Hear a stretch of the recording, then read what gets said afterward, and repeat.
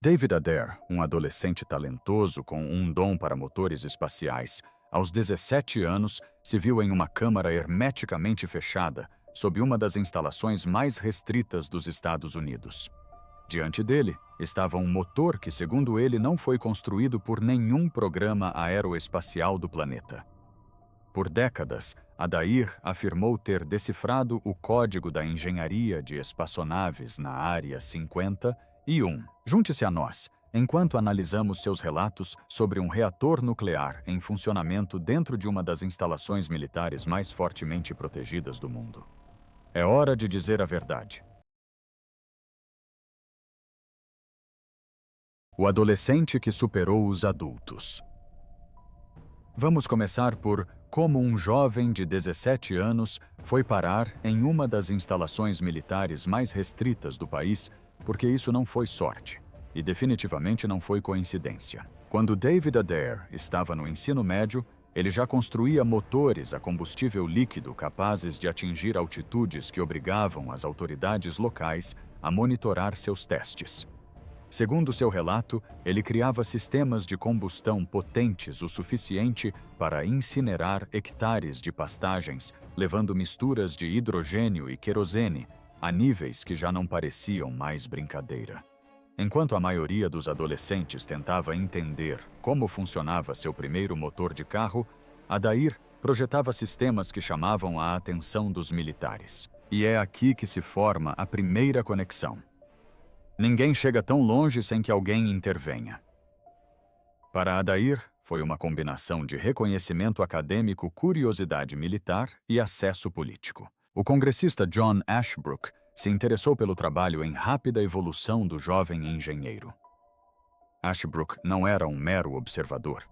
Ele ajudou Adair a garantir financiamento, acesso e supervisão para seus experimentos com foguetes cada vez mais sofisticados. Pouco tempo depois, o general aposentado da Força Aérea, Curtis LeMay, também tomou conhecimento dos projetos do jovem engenheiro. LeMay não era o tipo de homem que perdia tempo. Se ele via potencial, o potencial era real. E ele não se limitou a observar à distância. Ele visitou, avaliou e acompanhou pessoalmente o progresso do adolescente. Esse nível de atenção não aconteceu porque Adair estava construindo foguetes mais rápidos. Isso aconteceu porque ele estava construindo novos tipos de foguetes motores baseados em uma ideia décadas à frente de seu tempo. Confinamento por fusão eletromagnética. O conceito era simples no papel, mas quase impossível na prática. Capturar uma porção de plasma estelar dentro de uma garrafa magnética e usar essa reação confinada como força propulsora. Adair não estava brincando com tubos de metal. Ele estava projetando algo baseado em um conceito que refletia a lógica por trás da propulsão teórica avançada de espaçonaves. Um detalhe de seu depoimento se destaca. Adair descreve como especialistas avaliaram seus cálculos matemáticos. Pessoas em Cambridge revisaram seu trabalho, chegando a mencionar sua breve interação acadêmica com Stephen Hawking. Você precisa entender isso.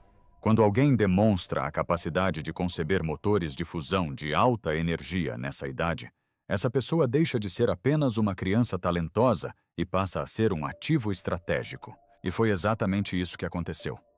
Quando Adair construiu o protótipo do motor, quando finalmente tinha um foguete pronto para voar, as pessoas responsáveis lhe deram coordenadas. Coordenadas muito específicas. Coordenadas que apontavam para o leito seco de um lago em Nevada. E no momento em que essas coordenadas chegaram, tudo deixou de ser um experimento e se tornou algo muito mais controlado. O lançamento que mudou tudo. No momento em que David Adair preparou seu foguete para lançamento no campo de testes de mísseis de White Sands, no Novo México, a operação deixou de se parecer com um teste estudantil e começou a se assemelhar a um evento militar. Caminhões chegaram. Funcionários isolaram a área. E cada etapa foi tratada com uma seriedade que não condizia com a idade do engenheiro responsável pela lista de verificação. Essa é a primeira pista de que não se tratava de um experimento normal. Segundo Adair, seu foguete estava longe de ser convencional. Era um sistema experimental, construído em torno de um motor de confinamento por fusão eletromagnética, algo que nenhum outro adolescente e quase nenhum laboratório profissional estava tentando fazer na época. O foguete não foi projetado para ser descartável. Ele foi projetado para ser recuperável. Paraquedas. Estrutura reforçada. Sistemas projetados para pousá-la intacta, pois o objetivo real não era a altitude, mas sim a análise de desempenho. Eis a parte que as pessoas nunca esquecem. Adair não escolheu o local de pouso. Os militares lhe deram as coordenadas. Ele não entendeu por que eram tão precisos até muito tempo depois. Mas esses números apontavam para um local fora da área de abrangência dos testes públicos. O leito seco de um lago em Nevada. Lago Groom. O lugar que o mundo acabaria por associar à Área 50, embora fosse pouco conhecido na época. O lançamento em si, segundo ele, foi impecável. O foguete acelerou de 0 a milhares de quilômetros por hora, quase instantaneamente, muito além de qualquer expectativa para um projeto juvenil. Ele viajou exatamente para onde deveria ir. E quando pousou, estava intacto, exatamente como projetado. O que aconteceu em seguida foi rápido. Em vez de um interrogatório de rotina, Adair diz que foi levado de avião para Nevada. Sem demora, sem discussão, sem bom trabalho, garoto.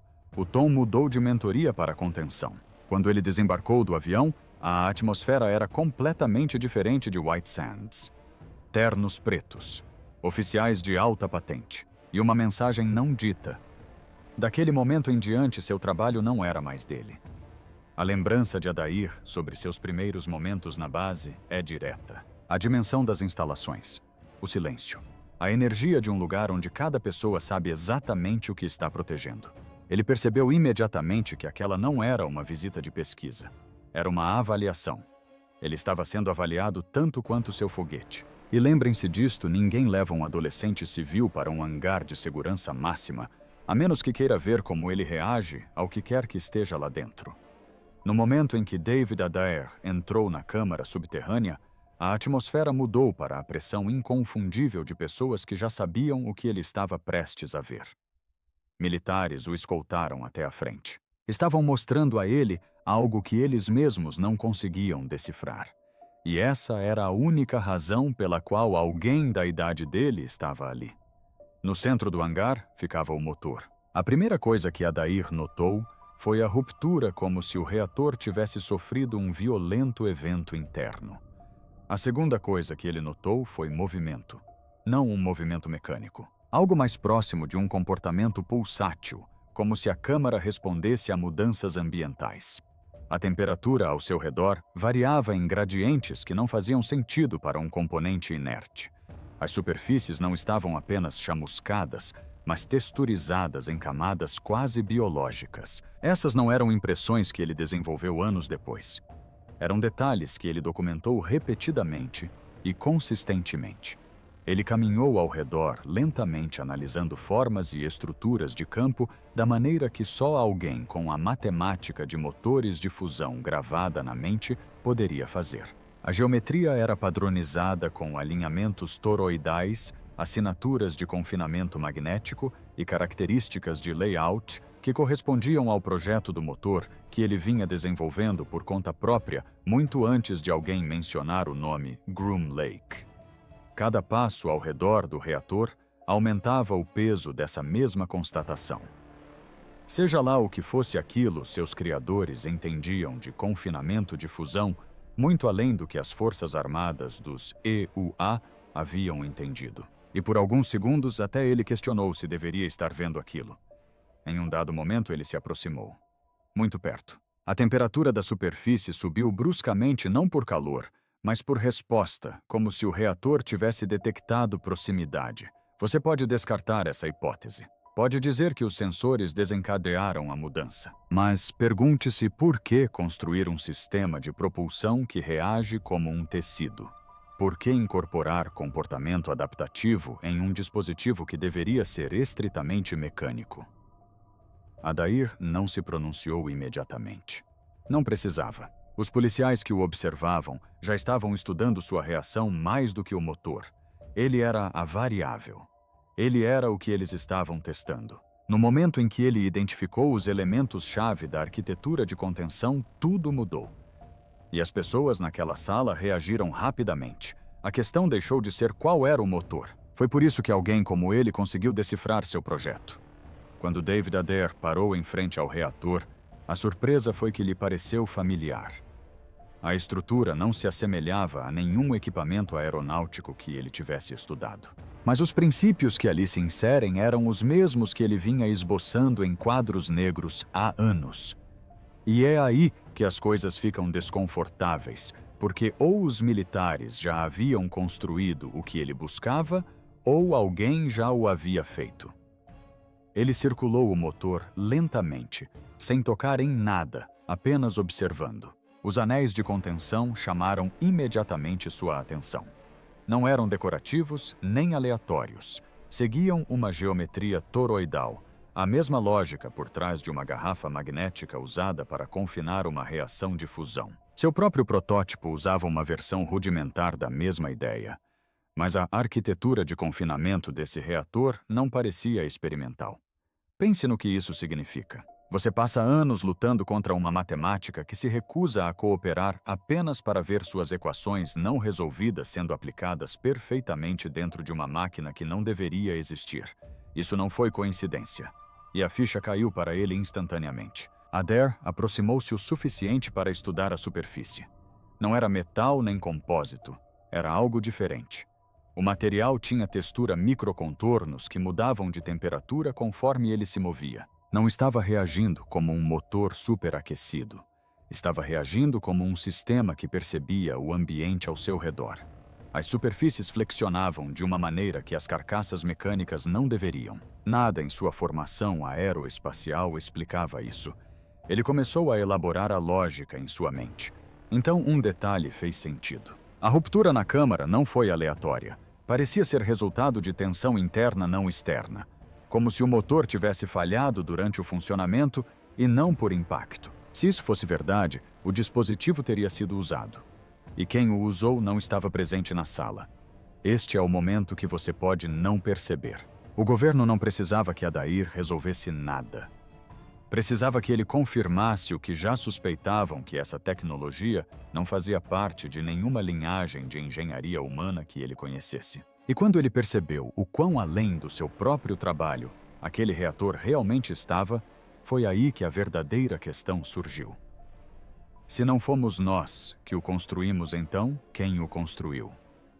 E a resposta a essa pergunta vem a seguir, porque a conclusão a que Adair chegou naquela câmara é a razão pela qual seu depoimento se tornou uma das afirmações mais controversas já relacionadas à Área 51. A proposta que mudou o tom. No momento em que David Adair identificou padrões dentro do motor que correspondiam à sua própria pesquisa sobre contenção de fusão, a conversa dentro daquela câmara subterrânea mudou. Até então, os oficiais o observavam medindo o que ele reconhecia, acompanhando a rapidez com que ele conseguia decodificar padrões que haviam intrigado seus próprios especialistas. Mas uma vez que ele demonstrou compreender muito mais do que o esperado, eles não quiseram mais explicações. Eles queriam uma aplicação prática.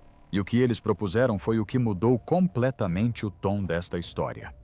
Segundo Adair, oficiais de alta patente, homens que detinham influência sobre o desenvolvimento de armamentos, queriam saber se seu motor de confinamento por fusão eletromagnética poderia ser adaptado para uso militar. Não se tratava de exploração nem de pesquisa em propulsão, mas sim de implantação estratégica. Isso significava a possibilidade de militarização. E no clima da Guerra Fria, do início da década de 1970, estratégico, tinha uma única tradução: capacidade de primeiro ataque. Isso não era especulação da parte dele. Adair afirmou ter sido confrontado diretamente com a ideia de desenvolver um foguete rápido o suficiente para lançar uma ogiva nuclear de forma a quebrar o princípio da destruição mútua assegurada. Se esse sistema funcionasse, um país poderia atacar antes mesmo que o inimigo detectasse o lançamento. Essa é a definição de desestabilização. E no momento em que ele percebeu o que estavam planejando, entendeu por que o queriam tanto em Groom Lake. Mas eis a parte que elevou ainda mais atenção. Ele não era a única figura poderosa envolvida. Adair afirma que o ex-engenheiro de foguetes nazista Arthur Rudolph, que posteriormente trabalhou nos programas de mísseis americanos, estava presente durante o período em que ele esteve na base. Rudolph tinha a reputação de tomar decisões inflexíveis e não hesitar em avançar tecnologicamente. Adair lembra-se de Rudolph ter deixado claro que não lhe davam escolha. E foi aí que a ameaça surgiu sutil no tom, mas inconfundível no significado. Disseram-lhe que poderia ser mantido na base indefinidamente e que sua família receberia uma história sobre um acidente infeliz. Não se ignora uma ameaça dessas. Reage-se.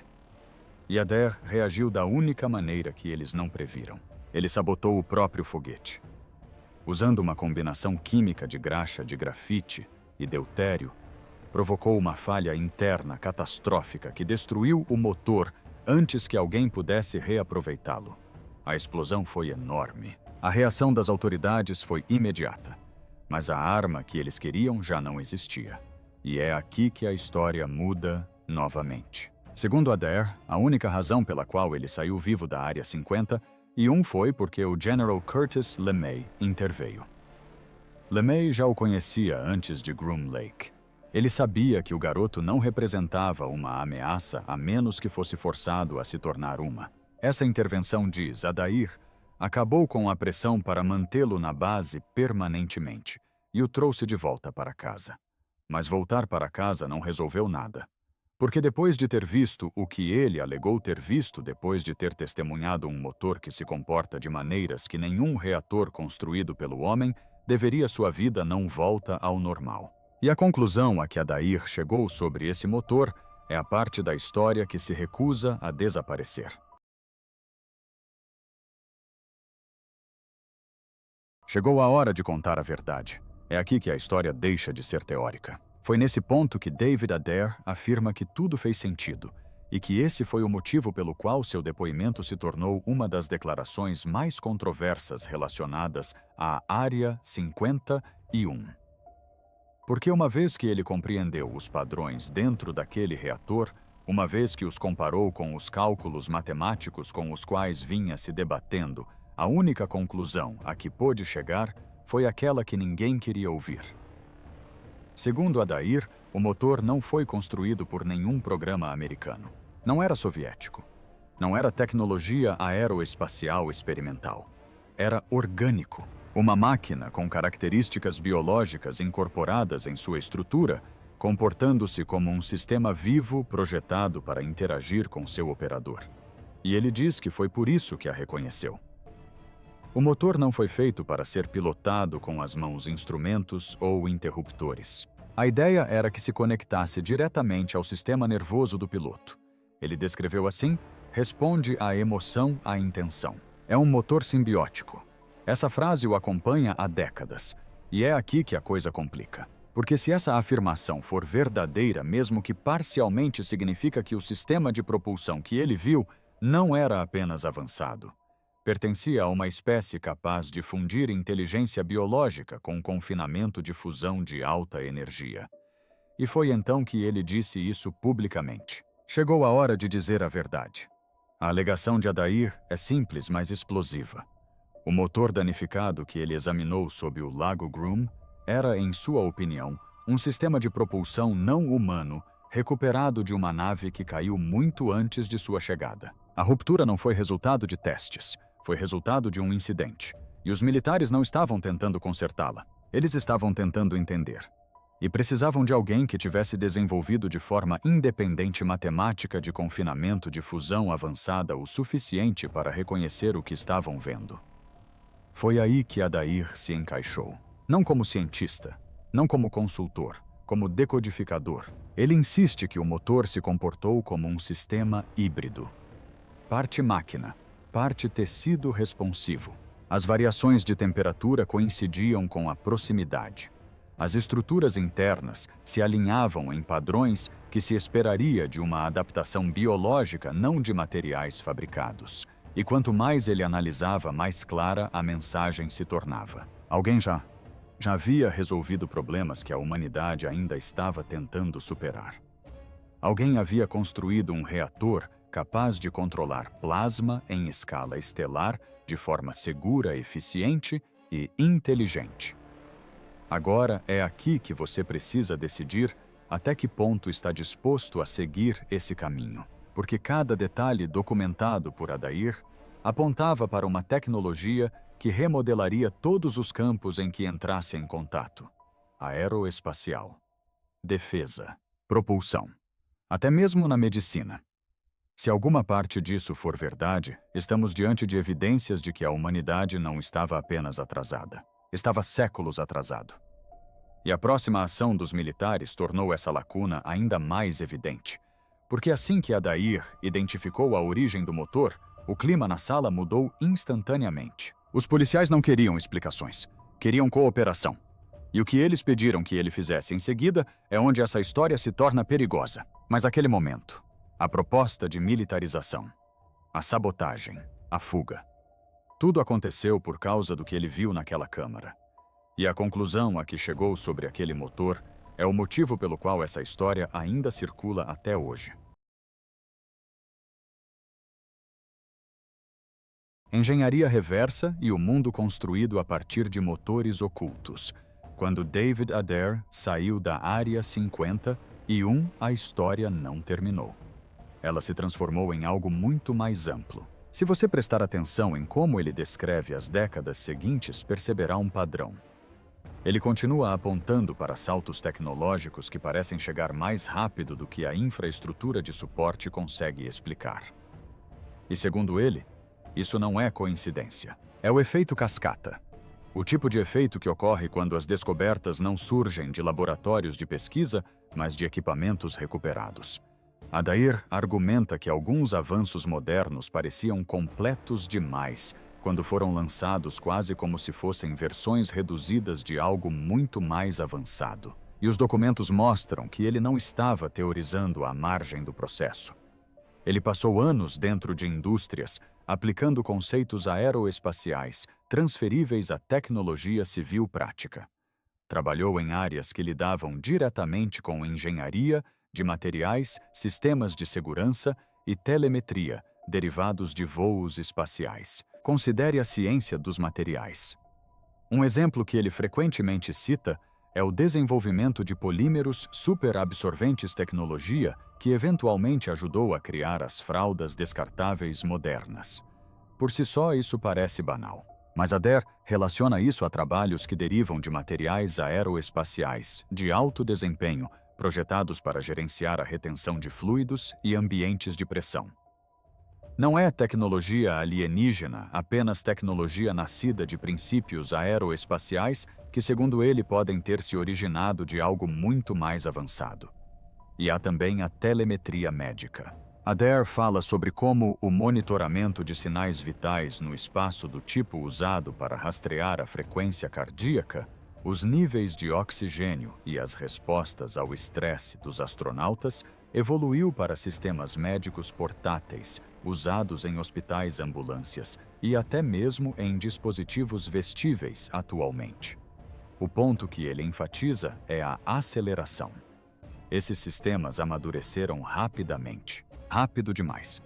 E esse tipo de aceleração, segundo ele, é exatamente o que acontece quando os engenheiros começam a fazer engenharia reversa de conceitos em vez de inventá-los do zero. Ele também estabeleceu conexões entre sua própria pesquisa sobre motores e os grandes avanços que estão acontecendo ao seu redor. O confinamento da fusão nuclear tornou-se um tema em voga. O desenvolvimento da inteligência artificial disparou.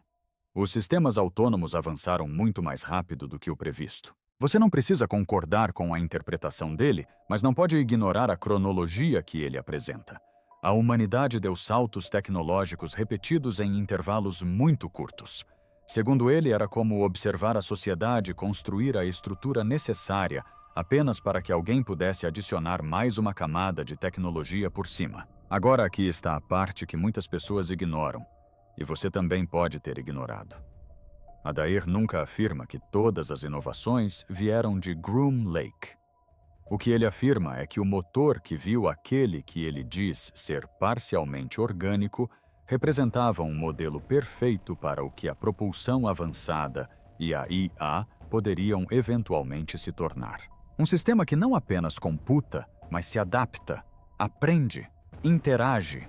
E quando um programa obtém acesso a fragmentos de algo assim, o efeito cascata não fica restrito ao hangar. Ele se irradia para fora, moldando silenciosamente os dispositivos, as ferramentas e a infraestrutura que chegam às suas mãos. Eis a questão que Adair sempre volta a abordar. Se algo tão avançado existia décadas atrás, quanta influência já existe no nosso mundo atual por tecnologias que nunca deveríamos ter visto? E essa pergunta nos leva ao capítulo final. Porque acreditemos ou não na história dele, o padrão que ele descreve tem um ponto a seu favor. Nunca mudou. Entre a crença e o ceticismo. Eis o motivo pelo qual a conta de David Adair se recusa a desaparecer, ele nunca a alterou. Nem uma única vez. Durante décadas, os detalhes permaneceram os mesmos. A cronologia é a mesma. As pessoas que ele menciona, Ashbrook LeMay, Rudolph, são figuras históricas com funções comprovadas no desenvolvimento aeroespacial e de armamentos. Você não precisa acreditar no motor para reconhecer o currículo. Não há documentos divulgados que comprovem a existência de um motor em funcionamento sob o lago Groom. Nenhuma evidência fotográfica. Não houve reconhecimento oficial. Os céticos apontam que a engenharia reversa de tecnologia alienígena exige evidências extraordinárias e Adair não as forneceu publicamente. A posição oficial do governo descreve a Área 51 como um local de testes para aeronaves, não para naves recuperadas. Tudo isso é justo, mas o outro lado da moeda é o padrão. Conte os engenheiros aeroespaciais físicos e militares ao longo de décadas que insinuaram avanços tecnológicos que não correspondiam à curva de pesquisa publicada. Contem os depoimentos, alguns credíveis, outros questionáveis que seguem uma estrutura familiar, uma nave recuperada, um motor extraterrestre, uma pressão para a sua utilização como arma. A história de Adair encaixa-se num modelo que já existia muito antes de ele se tornar público. E é aqui que as pessoas tendem a hesitar. Ele não afirma que foi escolhido por ser especial. Ele afirma que foi escolhido por ser útil. Um adolescente com habilidades matemáticas avançadas o suficiente para identificar o que os outros não conseguiam. Esse detalhe dá um tom realista à história, algo que relatos mais sensacionalistas jamais conseguem.